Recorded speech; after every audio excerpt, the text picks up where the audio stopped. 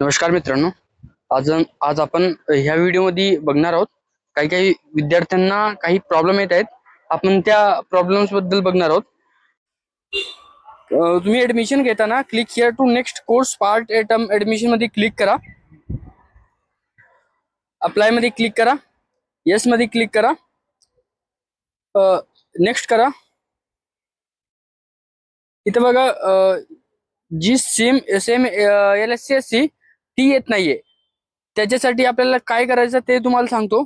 जर तुमचं same college दिसत नसेल तर तुम्हाला सर्वात अगोदर एक डिस्क्रिप्शन मध्ये एक नंबर देतो आणि एक मेल आयडी देतो.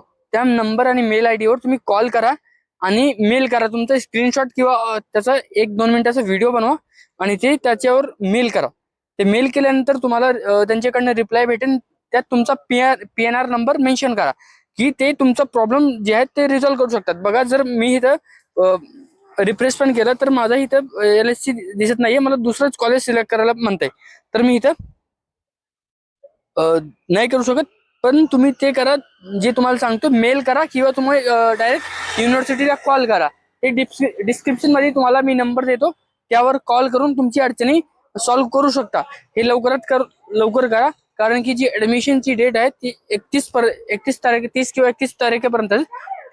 ते तुम्ही लवकरात लवकर करून ऍडमिशन तुमचं कन्फर्म करून घ्या, नाहीतर तुम्हाला ऍडमिशन घेताना लेट फाईन बसेल.